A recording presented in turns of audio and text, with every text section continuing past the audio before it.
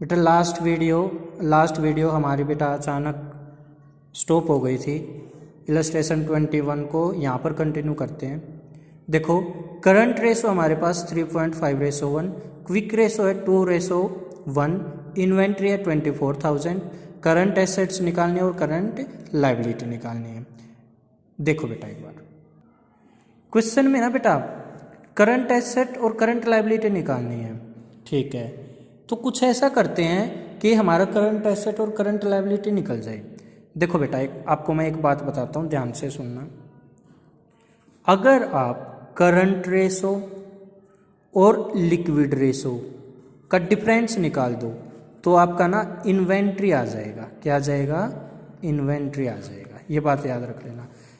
Current ratio और liquid ratio का difference जो होता है वो इन्वेंट्री होता है। यहाँ पर देखो करंट रेशो कितना है 3.5, यह है करंट रेशो।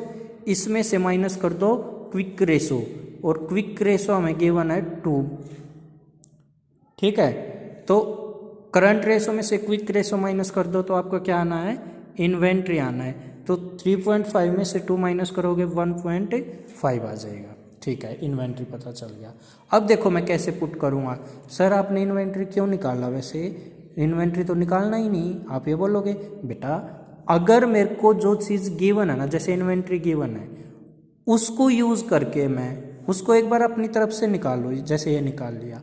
अब ये जो गिवन है ना, इसको यूज़ करके मैं इनमें से कोई भी निकाल सकता हूँ। देखो कैसे, ऐसे लिखेंगे हम। देखो इफ इन्वेंट्री 1.5 है, ठीक है, देन करंट एसेट अपनी है 3.5। आप बोलोगे सर आपने करंट रेशो मानी है 3.5 और आप यहाँ पर आप लिख रहे हो करंट एसेट 3.5, ऐसे क्यों लिख रहे हो? इसका लॉजिक समझो एक बार। देखो बेटा करंट रेशो का फॉर्मूला होता है current asset divided by current liability. तो इस ये गिवन हमारे पास करंट रेशो 3.5:1 है। इसका मतलब देखना मेरी एसेट कितनी है 3.5 और करंट लायबिलिटी है 1। इसका मतलब क्या हो गया कि जो करंट एसेट है ना वही तो 3.5 है, इसलिए मैंने यहाँ पर करंट एसेट क्या लिखा है 3.5। अब देखो इफ इन्वेंट्री 1 रुपीज़ होती तो करंट एसेट कितनी हो जाती? 3.5 डिवाइड 1.5। अब देखो इफ इन्वेंट्री हमें गिवन है कितनी है बेटा? ये 24,000। तो लिखो if inventory is 24,000 then current asset कितनी आएगी? देखो भाई 3.5 डिवाइड में ये लिखा मैंने और इसको इनटू में कर देते हैं। तो ये कैलकुलेट कर लो बेटा आप।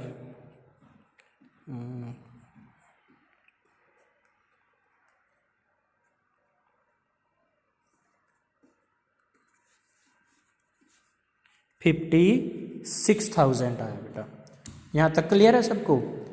अब मेरी करंट एसेट पता चल गई मेरे को कितनी है।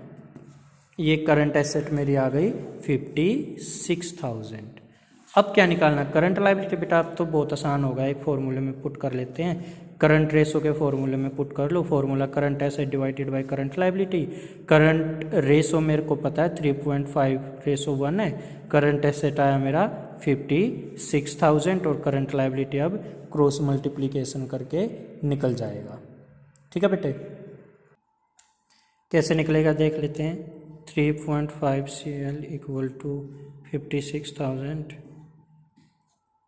अब इसको बेटा कट कर देना और आपका ये आना है 16,000। ये आंसर है बेटा, ठीक है। तो मेरी जो करंट लायबिलिटी आई है वो आई है 16,000। क्लियर है बेटा ये क्वेश्चन भी? तो सर आपने यहाँ से क्या सिखाने की कोशिश करी है?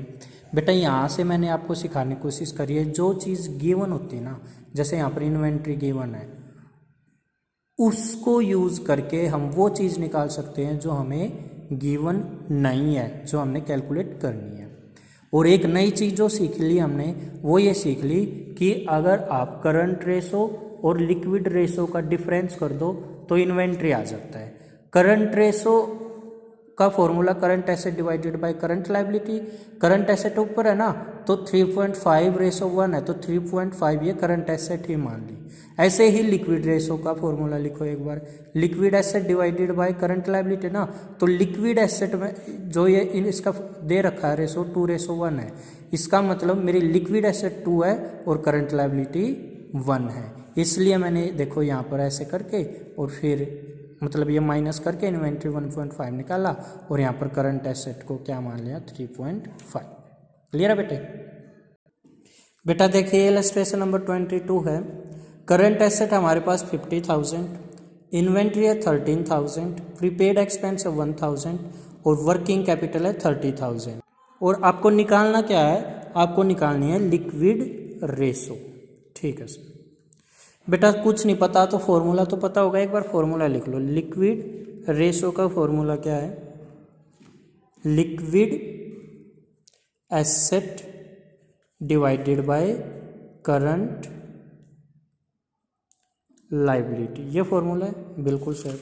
अब देखो लिक्विड एसेट है हमारे पास, नहीं सर। करंट लायबिलिटी है, नहीं सर, कोई बात नहीं। अब कुछ ऐसा करेंगे कि हमारे पास या तो करंट लायबिलिटी पता चल जाए या लिक्विड एसेट। चलो आपको याद हो तो मैंने एक बात बता रखी है बेटा, अगर आपको वर्किंग कैपिटल गिवन है तो एक बार वर्किंग कैपिटल का फॉर्मूला लिख लिया करो। क्या फॉर्मूला होता है, working capital equal to current asset minus current liability, ये होता है।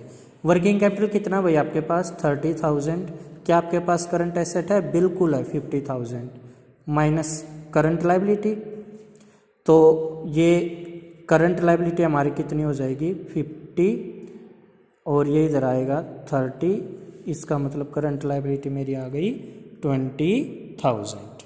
तो चलो मेरे को ये तो पता चल गया भाई ये कितना मेरा 20,000। ठीक है, और क्या निकालना है भाई मेरे को, लिक्विड एसेट। बेटा अब एक फॉर्मूला लिखता हूँ मैं, एक फॉर्मूला होता है बेटा लिक्विड एसेट निकालने का, आपको पहले भी बताया हुआ मैंने। अगर आप करंट एसेट में से माइनस कर दोगे इन्वेंट्री और प्रीपेड एक्सपेंस तो आपका ना लिक्विड एसेट आ जाएगा, प्रीपेड एक्सपेंस और इन्वेंट्री माइनस करने से। करंट एसेट तो है हमारे पास, कितनी है, लिक्विड एसेट निकाल रहा हूँ मैं, और करंट एसेट है मेरे पास भाई, करंट एसेट है 50,000, इन्वेंट्री है बिल्कुल है 13,000, प्रीपेड एक्सपेंस है बिल्कुल है ये भी 1,000, तो ये भी माइनस करो। तो अब लिक्विड एसेट आप ही बताओ कितनी आएगी, इसमें से माइनस करो बेटा एक बार। 50 में से 13 और 14 मतलब ये माइनस कर दो, 15 माइनस 14 तो 36,000। अब बस ये आ गया मेरा लिक्विड एसेट 36,000। अब क्या करोगे आप, इनको कट कर दोगे, कर दो बेटा कट, ये आना है 1.8:1। ठीक है बेटे, तो हमारा इलस्ट्रेशन नंबर 22 भी हो चुका है। नेक्स्ट करते हैं